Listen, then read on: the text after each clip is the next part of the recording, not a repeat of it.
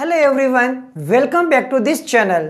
तो गाइज, आज मैं आपके लिए लेकर आया हूं समष्टि अर्थशास्त्र यानी मैक्रो इकोनॉमिक्स के लेसन नंबर 3 के कुछ मोस्ट क्वेश्चन लेकर आया हूं। यदि आप इन क्वेश्चन की आप अच्छे से रिवीजन कर लेते हो, अच्छे से समझ लेते हो, तो ये 10 या 15 क्वेश्चन के अंदर पूरा लेसन कवर हो जाएगा। मीन्स ये हुआ कि यदि आप इन क्वेश्चन को 15 क्वेश्चन को अच्छे से पढ़ लेते हो तो एग्जाम के अंदर इन क्वेश्चन के बाहर एक भी क्वेश्चन नहीं जाएगा।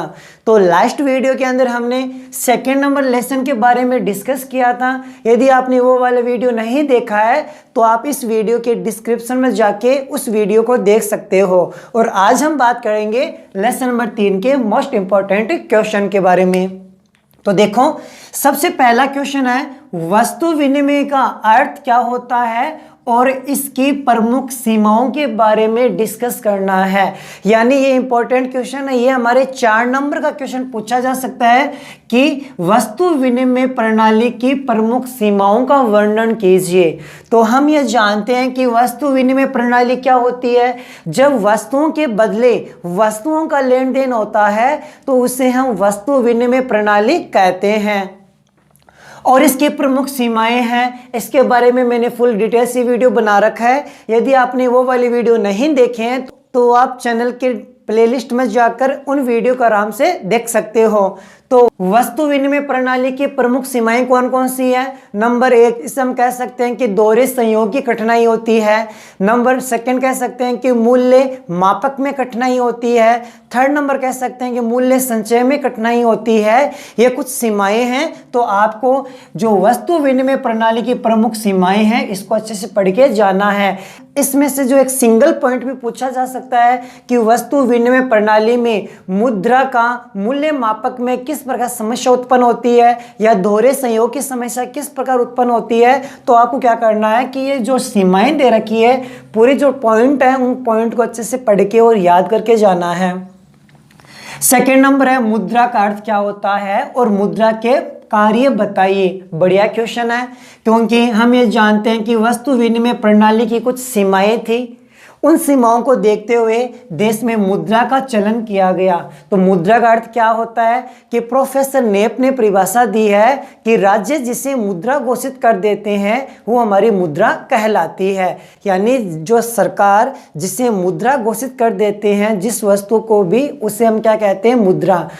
तो इसे हम इसकी परिभाषा ये भी दे सकते हैं कि जिस वस्तु को हम लेन देन के माध्यम से, ऋण के भुगतान के माध्यम से मुद्रा के संचय के रूप में काम में लेते हैं वह वस्तु हमारे क्या कहलाती है, मुद्रा कहलाती है। यानी जो लेन देन के रूप में काम आती है उसे हम क्या कहते हैं, मुद्रा कहते हैं। मुद्रा के कार्य नंबर 1 हो जाएगा विनिमय का माध्यम। यानी आज जो समस्त लेन देन होते हैं वो मुद्रा के माध्यम से ही संभव होते हैं। 2nd नंबर कह सकते हैं कि मूल्य का मापक। कोई भी वस्तु को जब खरीदा या बेचा जाता है तो उसका जो मूल्य होता है वो मुद्रा के रूप में मापा जाता है, जिससे कि लेन देन करने में, क्रय विक्रय करने में क्या होती है, आसानी रहती है। 3rd नंबर कह सकते हैं कि संचय में सुविधा। यानी जो वस्तुएं शीघ्रनाशक होती है उन वस्तुओं को हम संचय करके रखा नहीं जा सकता, इसलिए उनको बेचकर मुद्रा प्राप्त करके मुद्रा का संचय किया जा सकता है। 4 नंबर कह सकते हैं कि क्रय शक्ति में स्थानांतरण। किसी व्यक्ति को यदि मुद्रा की आवश्यकता होती है, वस्तु खरीदने की आवश्यकता होती है, तो उसे हम कुछ मुद्रा देकर उसकी क्रय शक्ति को बढ़ा सकते हैं। 5th नंबर ये भी कह सकते हैं कि देश की राष्ट्रीय आय की गणना में सहायक है, क्योंकि आज प्रत्येक देश की जो राष्ट्रीय आय की गणना होती है वो भी हमारी मुद्रा के माध्यम से की जाती है। तो मस्ट क्वेश्चन है, ध्यान रखना है कि जो भी मैं क्वेश्चन बता रहा हूँ इसके जो एक एक पॉइंट होते हैं उन पॉइंट को भी ज़्यादा फोकस करना है, क्योंकि सिंगल पॉइंट भी पूछा जा सकता है। 3rd नंबर क्वेश्चन है मुद्रा की पूर्ति की अवधारणा। ये इसका वीडियो मैंने कुछ ही दिनों पहले बनाया है, यानी आज से 2nd नंबर है। 3rd नंबर वीडियो पहले वाला देख लेना, मैंने मुद्रा की पूर्ति की अवधारणा को विस्तार से बताया है। इसका ये जो क्वेश्चन है 4 नंबर का भी आ सकता है और एक एक नंबर के कम से कम 10 या 8 क्वेश्चन बनते हैं। तो आप वो वाला वीडियो अच्छे से देखना है। तो मुद्रा की पूर्ति को हम M1 के रूप में, M2 के रूप में, M3 के रूप में, M4 के रूप में हम दर्शा सकते हैं। यानी केंद्रीय बैंक ने मुद्रा की पूर्ति को 4 भागों के रूप में बांटा है, यानी मुद्रा की पूर्ति को 4 रूप में दर्शाया गया है। M1 के अंदर क्या आ जाते हैं कि जो लोगों के पास घरों के अंदर जो नोट व सिक्के पड़े हैं, जो उनके सेविंग अकाउंट या करंट अकाउंट के अंदर जो पैसा पड़ा है, उन सब की टोटल हमारी M1 कहलाती है। तो M2 में क्या होता है कि M1 तो प्लस तो करेंगे ही, साथ में जो डाकघर में जो लोगों की बचत जमाई पड़ी है उसको शामिल करने पर हमारे पास M2 आ जाता है। जब हम M3 की बात करते हैं तो M1 को ऐड करना है प्लस जो हमारे बैंक के अंदर जो फिक्स डिपॉजिट है उसको हम शामिल करेंगे तो M3 आ जाता है। और जब M4 की बात करते हैं तो M3 के अंदर हम डाकघर में जो फिक्स डिपॉजिट है उसको शामिल करते हैं तो हमारे पास M4 आ जाता है। फिर इसमें से छोटे छोटे क्वेश्चन पूछा जाता है कि M1 का विस्तार बताइए, M2 का विस्तार बताइए, M3 का विस्तार बताइए, सिंगल M4 का विस्तार बताइए। फिर इसमें यह भी पूछा जाता है सबसे तरल किसे माना जाता है M1 को, सबसे विस्तार मुद्रा किसे माना जाता है M3 व M4 को। ये मैंने फुल डिटेल से वीडियो बना रखा है, वहाँ पे जाके आप आराम से देख सकते हो। फिर आता है उच्च शक्तिशाली मुद्रा क्या है। बड़ा ही अच्छा क्वेश्चन है, 1 नंबर क्वेश्चन पूछा जा सकता है। यानी जो लोगों के पास पैसा पड़ा है, जो व्यापारिक बैंकों के पास पैसा पड़ा है, जो रिजर्व बैंक के पास जो पैसा पड़ा है, उन सब की टोटल हमारी क्या मानी जाती है, उच्च शक्तिशाली मुद्रा मानी जाती है। अच्छा क्वेश्चन है, अब इसका आंसर है अच्छे से पढ़ के जाना है। फिर आता है पत्र मुद्रा क्या होती है, साख क्या होता है, निकट मुद्रा किसे माना जाता है। ये छोटे छोटे क्वेश्चन है जो आपको 1-1 नंबर के पूछे जा सकते हैं। निकट मुद्रा यानी जिसे हम बहुत जल्द समय के अंदर नगद में या मुद्रा में परिवर्तन कर सकते हैं, उसे हम निकट मुद्रा कहते हैं। साख आप जानते हो ना, एक व्यक्ति को दूसरे व्यक्ति से या संस्था से जब उधार माल की प्राप्ति हो जाती है तो उसे हम कहते हैं साख। पत्र मुद्रा, कागजी मुद्रा को पत्र मुद्रा कहा जाता है। तो छोटे छोटे क्वेश्चन है, इनकी परिभाषा आपको आनी चाहिए। फिर 6 नंबर क्वेश्चन है व्यापारिक बैंकों के कार्य। इंपॉर्टेंट क्वेश्चन है व्यापारिक बैंकों के कार्य। जो ब्लूप्रिंट है उसके हिसाब से इस लेसन में से 4 नंबर का एक क्वेश्चन तो 100% पूछा जाएगा। बड़ा क्वेश्चन इसी लेसन से आएगा यदि ब्लूप्रिंट्स के अकॉर्डिंग पेपर आता है तो ध्यान रखना है। मोस्ट क्वेश्चन है व्यापारिक बैंकों के कार्य। तो व्यापारिक बैंकों का कार्य कौन कौन से हो जाते हैं। जो हमारा फर्स्ट कार्य वो हो जाता है कि लोगों की जमा को स्वीकार करना, लोगों को ऋण की सुविधा उपलब्ध करवाना, धन का स्थानांतरण की सुविधा उपलब्ध करवाना, या फिर ATM की सुविधा उपलब्ध करवाना, लॉकर की सुविधा उपलब्ध करवाना। ये बहुत सारे टॉपिक है जो हमारे व्यापारिक बैंकों के कार्य हैं। आप इन सबको अच्छे से पढ़ना है। फिर आता है कागजी मुद्रा किसे कहते हैं। कागजी मुद्रा किसे कहते हैं, यानी जो हमारे प्रचलन के समय जो नोट है, सिक्के हैं, इनको हम क्या कहते हैं, कागजी मुद्रा कहते हैं। अच्छे से पढ़ के जाना है, मोस्ट क्वेश्चन है, 1 नंबर का आ सकता है। फिर अगला नेक्स्ट क्वेश्चन है व्यापारिक बैंकों की साख सर्जन प्रक्रिया। यह मैंने वीडियो बना रखा है, कुछ ही दिनों से पहले बनाया है, तो वहाँ पर आप डिटेल्स में पढ़ सकते हो, क्योंकि यदि हम अभी पढ़ाने लग जाऊँगा तो वीडियो बहुत लंबा बन जाएगा। इसलिए इस क्वेश्चन को आप प्लेलिस्ट में जाके वहाँ पर व्यापारिक बैंकों की साख सर्जन की प्रक्रिया के रूप में मैंने एक वीडियो बना रखा है, वहां पे जाके अच्छे से देख सकते हो। इसमें क्या होता है मैं मोटा मोटी बता देता हूं कि व्यापारिक बैंक क्या करते हैं कि प्रारंभिक जमा से कई गुना अधिक साख का निर्माण करती है। यानी कोई व्यक्ति यदि 10,000 रुपये जमा करवाता है तो बैंक उस से 10,000 से 10 गुना या 20 गुना रुपए की प्राप्ति कर सकती है। देश में साख निर्माण का कार्य करती है। डायरेक्ट एक क्वेश्चन 1 नंबर का आ सकता है कि देश के अंदर साख निर्माण का कार्य किसके द्वारा किया जाता है, तो बहुत सारे बच्चे लिख देंगे भारतीय रिजर्व बैंक। तो बच्चों भारतीय रिजर्व बैंक साख निर्माण का कार्य नहीं करती, वो तो नए नोट निर्गमन का कार्य करती है। इसलिए साख निर्गमन का कार्य व्यापारिक बैंकों के द्वारा किया जाता है।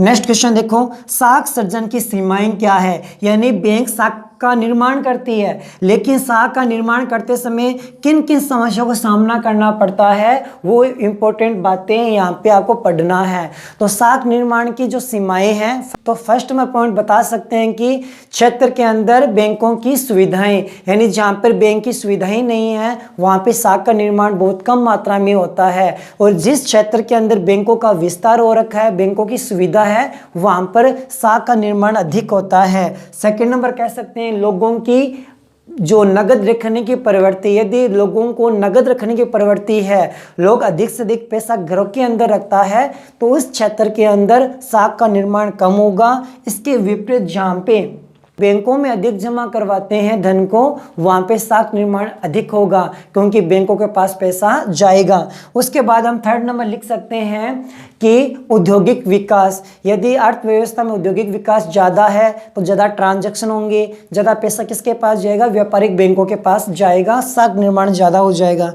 तो जो हमारे साख सर्जन की सीमाएँ हैं, यह भी मोस्ट क्वेश्चन है, आपको अच्छे से पढ़ के जाना है। फिर नेक्स्ट है मुद्रा गुणक क्या है, इसका निर्धारण कैसे होता है, मोस्ट इंपॉर्टेंट क्वेश्चन है, वेरी मोस्ट क्वेश्चन है। तो मुद्रा गुणक क्या है, इसका निर्धारण कैसे होता है, तो इसका फॉर्मूला लगता है ना 1/नगद कोषानुपात। तो 1/नगद कोषानुपात, इस सूत्र के द्वारा हम मुद्रा गुणक ज्ञात कर सकते हैं। यानी कि ये जो नगद कोषानुपात होता है, जितना परसेंटेज होता है उससे कई गुना अधिक एक बैंक है साख का निर्माण करती है। मान लेते हैं कि नगद कोषानुपात कितना है, 20% है, यानी 1/20 गुणा 100, तो हमारे पास कितना आ जाएगा, 5 गुना। यानी व्यापारिक बैंक है, जितनी प्रारंभिक जमा होती है बैंकों के पास, उसका 5 गुना अधिक साख सर्जन का निर्माण कर सकती है। मोस्ट क्वेश्चन है, अच्छे से पढ़ के जाना है। फिर आता है मौद्रिक नीति के उपकरण कौन कौन से हैं। मौद्रिक नीति इंपॉर्टेंट क्वेश्चन है, इसके सिंगल पॉइंट आएंगे, कन्फर्म इसका सिंगल पॉइंट भी पूछा जाएगा। मौद्रिक का नीति का मीन्स है देश में मुद्रा को नियंत्रण करने के लिए सरकार क्या क्या उपाय अपनाती है, उनको विस्तार से पूछा जा सकता है, प्लस छोटे छोटे क्वेश्चन भी पूछे जा सकते हैं। तो इसके अंदर पहले लिख देते हैं बैंक दर।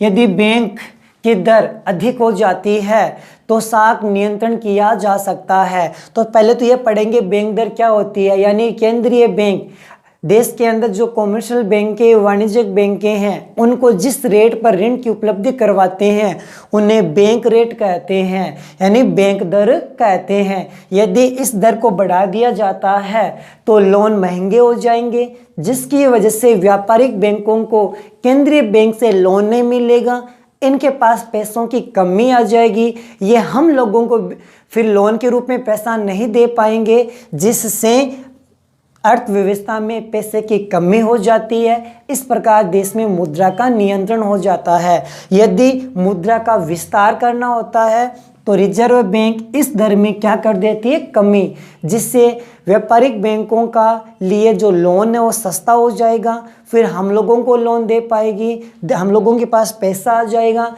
देश में मुद्रा का विस्तार हो जाएगा। सेकंड नंबर हम कह सकते हैं कि साख की राशनिंग, साख की राशनिंग, ये बड़ा क्वेश्चन है, 1 नंबर का सिंगल क्वेश्चन पूछा जाता है। साख की राशनिंग का मतलब है कि देश के अंदर जब भारतीय रिजर्व बैंक जो हमारी गवर्नमेंट सरकारी प्रतिभूतियां होती है, इनको व्यापारिक बैंकों को बेचना स्टार्ट कर देती है, तो व्यापारिक बैंकों को बेचेगी तो व्यापारिक बैंकों को पैसा कहाँ जाएगा, रिजर्व बैंक के पास जाएगा, तो व्यापारिक बैंकों के पास पैसे की कमी आ जाएगी, जिससे हम लोगों को लोन नहीं दे पाएगी, तो देश के अंदर मुद्रा की कमी हो जाती है। यदि देश में मुद्रा की मात्रा का विस्तार करना होता है तो जो रिजर्व बैंक है इनको खरीदना शुरू कर देती है। तो व्यापारिक बैंक से जब प्रतिभूतियों खरीदा जाएगा, बॉन्ड्स को खरीदा जाएगा, तो रिजर्व बैंक पैसा किसको देगी, हमारे रिजर्व बैंक पैसा किसको देगी, हमारी जो कॉमर्शियल बैंक हैं उनको पैसा देगी, उनके पास पैसा आएगा, हम लोगों को लोन के रूप में मिल पाएगा, जिससे लोगों के पास पैसा आने से देश में मुद्रा का विस्तार हो जाता है। तो साख की राशनिंग के द्वारा ही देश के अंदर मुद्रा का नियंत्रण किया जा सकता है। उसके बाद हम देख सकते हैं कि कोषानुपात CRR व SLR, इसके द्वारा भी देश के अंदर मुद्रा का विस्तार किया जा सकता है। यदि रिजर्व बैंक CRR यानी कैश रिजर्व रेशियो, नगद कोष अनुपात व वैधानिक तरलता अनुपात, इन अनुपातों में वृद्धि कर दी जाती है तो देश के अंदर मुद्रा का नियंत्रण कर लिया जाता है। यदि देश में मुद्रा का विस्तार करना है तो रिजर्व बैंक इन दोनों की दर में क्या कर देती है, कमी कर देती है, जिससे देश के अंदर मुद्रा का विस्तार हो जाता है। तो आगे मैं बता दूंगा, यहाँ पर जब 16 नंबर क्वेश्चन पढ़ेंगे, जब हम CRR SLR क्या होता है यानी नगद कोष अनुपात, वैधानिक तरलता अनुपात क्या होता है, आगे हम अच्छे से डिस्कस करेंगे। तो बैंक दर के माध्यम से, साख की राशनिंग के माध्यम से, CRR या SLR के माध्यम से देश के अंदर मुद्रा का नियंत्रण किया जा सकता है। नेक्स्ट क्वेश्चन है केंद्रीय बैंक के कार्य। यह भी मोस्ट क्वेश्चन है।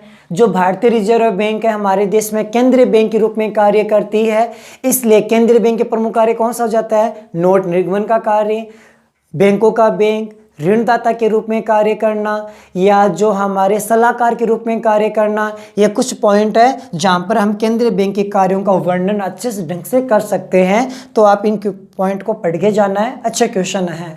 नेक्स्ट है व्यापारिक बैंक और केंद्रीय बैंक में अंतर। यदि आप जो हमारे केंद्रीय बैंक है, जो हमारी व्यापारिक बैंक है, इनके कार्य पढ़ लेते हो तो इसका अंतर आप खुद बना सकते हो। तो व्यापारिक बैंकों के अंदर जनता अपने धन को जमा करवा सकती है, जबकि केंद्रीय बैंक में जनता डायरेक्ट पैसा जमा नहीं करवा सकती है। 2 नंबर, व्यापारिक बैंकों के साथ हम लेन देन करते हैं, इससे हम लेन देन नहीं कर सकते हैं। व्यापारिक बैंक लोगों को ऋण उपलब्ध करवाती है, ये लोगों को ऋण उपलब्ध नहीं करवाती है। ये पॉइंट कुछ है जो अंतर के रूप में लिखे जा सकते हैं, आप इन अंतर को अच्छे से पढ़ के जाना है। यानी आप ये 15 क्वेश्चन है, इनको आप अच्छे से देख लेते हो ना, तो इसके बाहर एक भी क्वेश्चन आने वाला नहीं है। बात यही है कि आपको इन क्वेश्चन को डिटेल से पढ़ना है, अच्छे ढंग से पढ़ना है। जितने बड़े क्वेश्चन है इनके छोटे छोटे पॉइंट पढ़ने, इनके पॉइंट के अंदर जो बातें आती है उसको अच्छे से ढंग से पढ़ना है। अब आता है चालू खाता बचत खाते में अंतर। ये हमारा 1 नंबर का 2 नंबर का क्वेश्चन पूछा जा सकता है। चालू खाता यानी व्यापारिक लोगों के लिए ये ओपन करवाया जाता है। बचत खाता, सेविंग अकाउंट, ये हमारी जो जनता जो अपनी बचत करना चाहते हैं उनके लिए ये खाता खोला जाता है। इसमें ब्याज नहीं मिलता, इसमें ब्याज दिया जाता है। इसमें एक दिन में जो लेन देन करने की लिमिट नहीं होती है, जबकि बचत खाते में एक दिन के अंदर जो लेन देन करने की लिमिट ज़्यादा होती है। आप इनको अच्छे से देख के जाना है। फिर मुद्रा साधन है, साध्य नहीं है, ये हमारा 2 नंबर का क्वेश्चन डायरेक्ट क्वेश्चन पूछा जा सकता है। मुद्रा साधन है, साध्य नहीं है, क्योंकि मुद्रा एक साधन है। मुद्रा के माध्यम से आवश्यकताओं पूरा किया जाता है, मुद्रा से नहीं कर सकते। यदि हमें मार्कर चाहिए तो मुद्रा के माध्यम से हम बोर्ड या मार्कर लेकर अपनी आवश्यकताओं को पूरा कर सकते हैं। डायरेक्ट हम मुद्रा का यूज करके हम अपनी आवश्यकताओं को पूरा नहीं कर सकते हैं।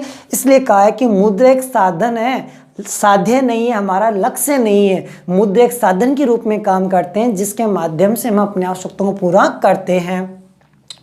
नेक्स्ट क्वेश्चन है बैंक दर। 1 नंबर का क्वेश्चन पूछा जा सकता है। Repo rate, reverse repo rate, CRR, SLR, ये 5 छोटे छोटे क्वेश्चन है, डायरेक्ट क्वेश्चन पूछे जा सकते हैं। तो बैंक दर तो मैंने बता दिया है कि रिजर्व बैंक के द्वारा व्यापारिक बैंकों को जिस रेट पर ऋण उपलब्ध करवाया जाता है दीर्घकालीन, उसे हम कहते हैं बैंक दर। ध्यान रखना है, बैंक दर के अंदर रिजर्व बैंक व्यापारिक बैंकों को दीर्घकालीन अवधि के लिए लोन उपलब्ध करवाते हैं। ये डायरेक्ट क्वेश्चन, छोटा क्वेश्चन पूछा जा सकता है कि बैंक दर के अंदर जो रिजर्व बैंक है व्यापारिक बैंकों को कौन सी अवधि का ऋण उपलब्ध करवाती है, दीर्घकालीन। ये मैंने दीर्घकालीन क्यों बताया है, ये इसलिए बताया गया कि जब रेपो रेट पूछा जाएगा, सेम परिभाषा है, एक वर्ड चेंज करना है। तो रिजर्व बैंक व्यापारिक बैंकों को जिस रेट पर ऋण उपलब्ध करवाती है उसे हम क्या कहते हैं, रेपो रेट। दोनों को परिभाषा सेम लग रही है, ध्यान रखना है। यहाँ पर है दीर्घकालीन, यहाँ पर है अल्पकालीन। यानी व्यापारिक बैंकों को रिजर्व बैंक जिस रेट पर अल्पकालीन ऋण उपलब्ध करवाती है उसको हम बोलते हैं रेपो रेट।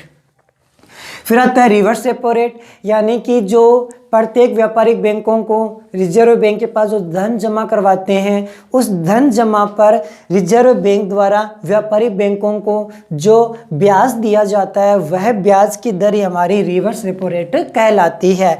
इसके अंदर तो रिजर्व बैंक को ब्याज प्राप्त होता है, इस पर रिजर्व बैंक व्यापारिक बैंकों को ब्याज देती है। नेक्स्ट है CRR, कैश रिजर्व रेशियो, नगद कोषानुपात। प्रत्येक व्यापारिक बैंकों को अपनी कुल जमाओं का एक निश्चित प्रतिशत भाग प्रत्येक समय रिजर्व बैंक के पास जमा करवाना अनिवार्य होता है, उसे हम CRR कहते हैं। SLR का मतलब हो जाता है कि प्रत्येक व्यापारिक बैंकों को अपनी कुल जमाओं का निश्चित प्रतिशत भाग एनी टाइम अपने पास रखना पड़ता है, उसे SLR यानी वैधानिक तरलता अनुपात कहते हैं। इन सभी का यूज रिजर्व बैंक देश में मुद्रा नियंत्रण को करने के लिए यूज करती है। यदि इनको बढ़ा दिया जाएगा तो ज़्यादा पेमेंट रिजर्व बैंक के पास और अपने पास अनिवार्य रूप में रखना पड़ेगा, तो जो लोन के रूप में जो राशि है वो कम दे पाएंगे, जिससे देश में मुद्रा का नियंत्रण हो जाता है।